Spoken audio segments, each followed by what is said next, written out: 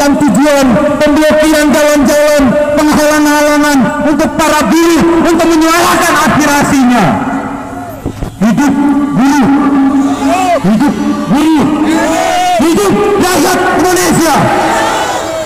Kawan-kawan, apakah kawan-kawan sudah mengetahui hak-hak apa saja yang akan hilang dari para buruh Indonesia, kawan-kawan?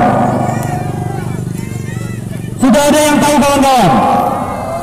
Apakah kawan-kawan sudah membaca draft undang-undang Omnibus Law khususnya untuk cipta lapangan kerja? Perlu kawan-kawan ketahui hal-hal yang melatar belakangi kenapa pada hari ini, besok, lusa sampai dengan tanggal 8 kami harus melakukan unjuk rasa di depan DPR RI. Ini karena yang pertama, sistem hubungan kerja yang akan diatur melalui undang-undang Omnibus Law. Apa itu, kawan-kawan? Kita bandingkan dengan Undang-Undang Nomor 13 Tahun 2003.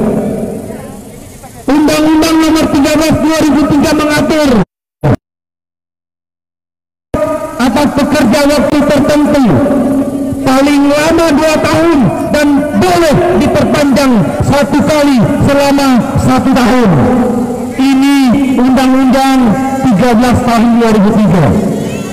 Tetapi melalui Undang-Undang Omnibus Law, pekerja kontrak akan dibuat sebebas-bebasnya tanpa ada batasan baik waktu maupun jenis pekerjaan yang harus dikontrak.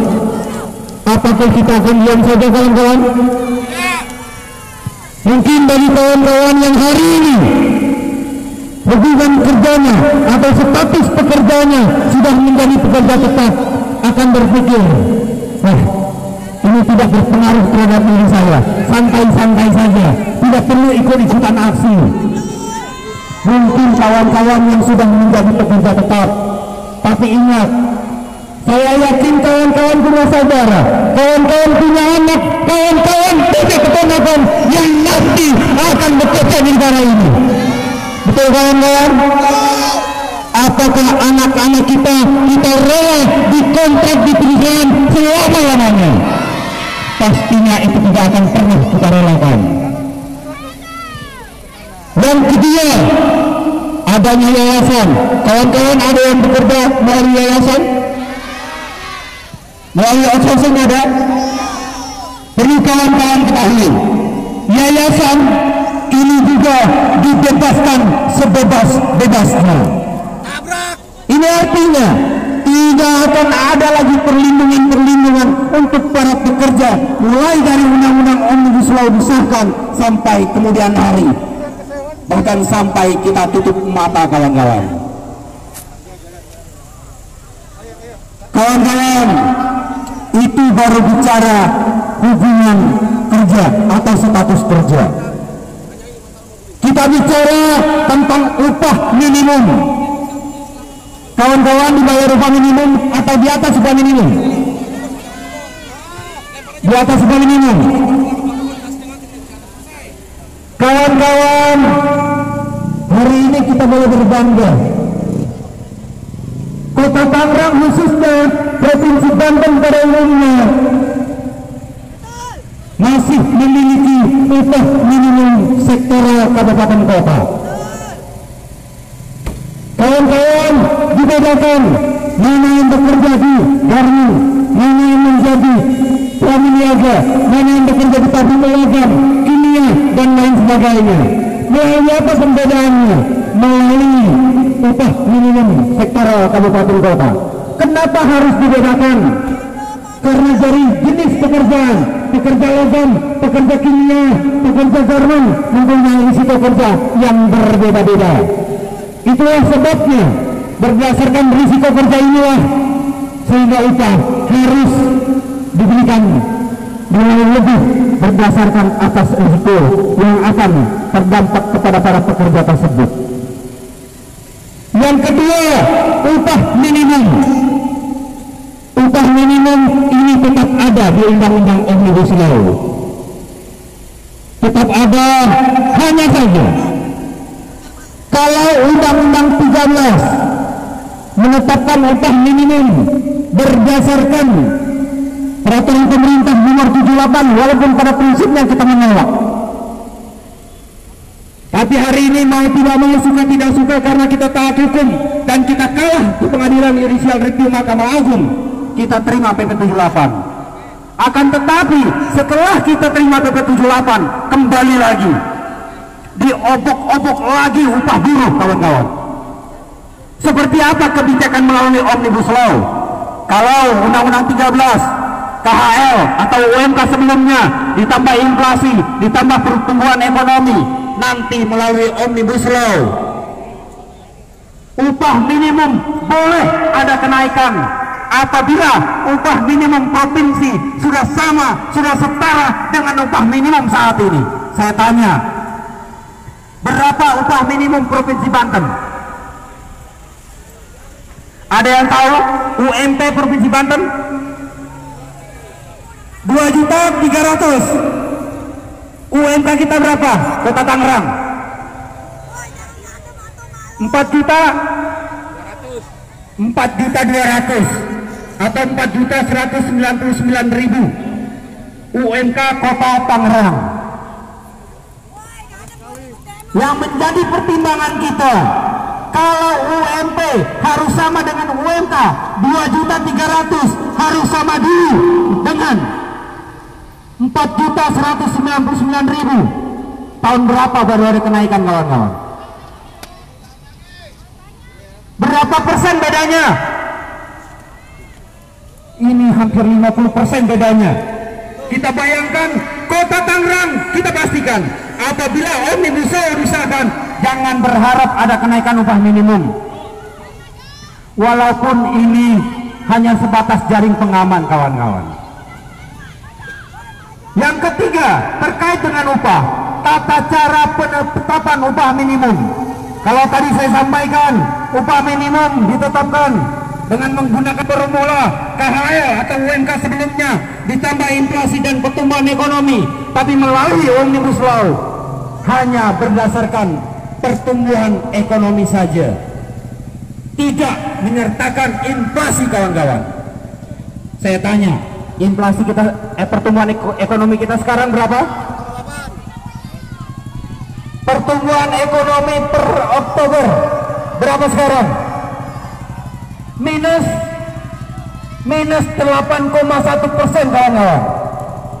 Coba kita jumlahkan UMK yang saat ini dengan minus 8,1%. Upah kita naik, turun, atau tetap? Ada perkalian, angka dikalikan minus jadi nambah.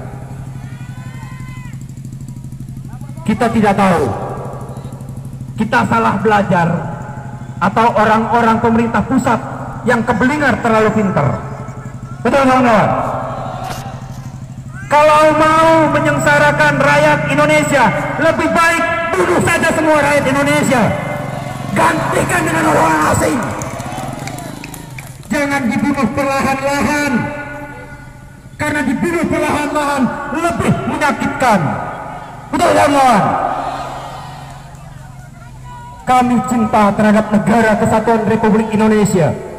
Atas dasar kecintaan kami terhadap negara ini, itulah sebabnya kami ingin meluruskan kesalahan-kesalahan yang dilakukan oleh pemerintah tingkat pusat.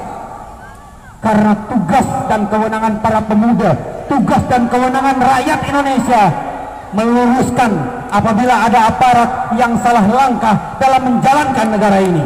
Betul, kawan-kawan? Tetapi kenapa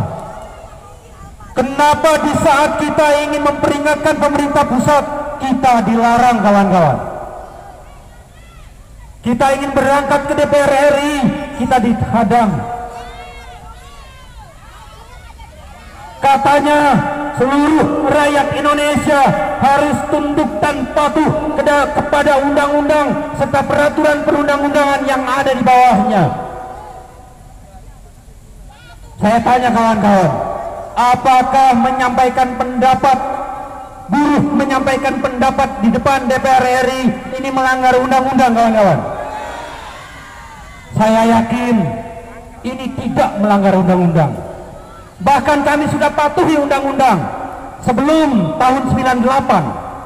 Kapanpun, hari apapun, jam berapapun, bebas mau berbicara, menyampaikan pendapat di muka umum.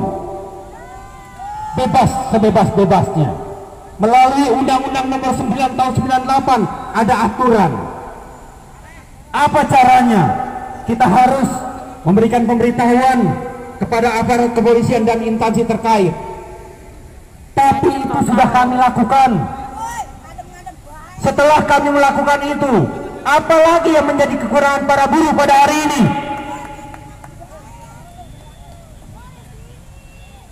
Kawan-kawan, perlu kawan-kawan ketahui, aparat kepolisian dan TNI merupakan bagian dari masyarakat Indonesia. Bahkan aparat kepolisian dan TNI merupakan partner kerja dari serikat pekerja, serikat buruh. Betul, kawan-kawan? Setiap kali kita ingin melakukan kegiatan, kita selalu berkoordinasi. Kita selalu memberikan informasi-informasi bagaimana perkembangan sesuai dengan keinginan dari aparat kepolisian. Akan tetapi, apabila kita sudah melakukan itu, apakah tidak boleh kita buruh Kota Tangerang ingin melanjutkan aspirasi kita, harapannya bisa didengar oleh anggota Dewan Rakyat DPR di tingkat pusat. Ini artinya menjadi miris bagi kita bersama, kawan-kawan. Yang keempat, terkait dengan kenapa kita harus unjuk rasa di depan DPR RI. Kawan-kawan, di tempat kerja kawan-kawan ada orang asing atau tidak? Semuanya lokal? Ada orang asingnya enggak? Kalau hari ini di tempat kerja kawan-kawan tidak ada orang asing, berbahagialah kawan-kawan setelah Omnibus Law disahkan, kalau kawan-kawan akan diganti dengan orang-orang asing. Kawan-kawan rela? Kawan-kawan mau? Kenapa akan digantikan? Karena Undang-Undang 13 melarang orang asing menempati jabatan-jabatan tertentu, terutama di bagian personalia. Tetapi melalui Undang-Undang Omnibus Law, pekerja asing bebas mau bekerja di mana, ditempatkan di mana, di posisi apa, memegang jabatan apa. Kita bicara logika saja, kawan-kawan. Di Indonesia sudah menjadi adat dan kebiasaan orang Indonesia. Kawan-kawan boleh cek di perusahaan tempat kawan-kawan kerja. Apabila, saya bukan bicara ras, hanya memberikan contoh saja. Apabila personalianya atau HRD-nya orang Palembang, kebanyakan karyawan yang diterima orang-orang. Kalau HRD-nya orang Jawa Barat, kebanyakan yang diterima Jawa Barat. Kalau HRD-nya orang asing, kira-kira yang diterima orang mana? Ini clear, kawan-kawan.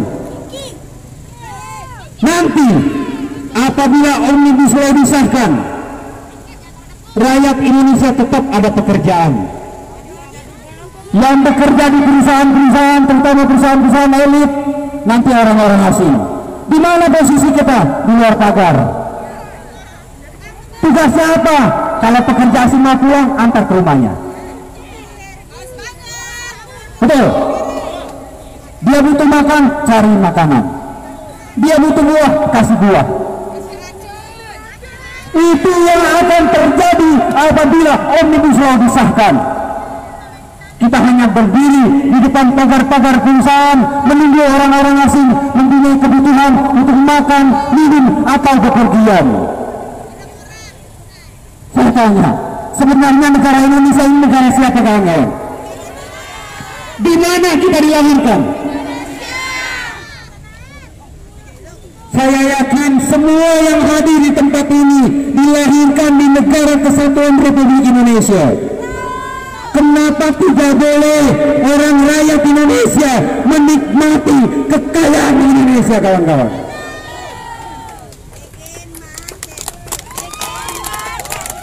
Kenapa tidak boleh rakyat Indonesia sedikit hidup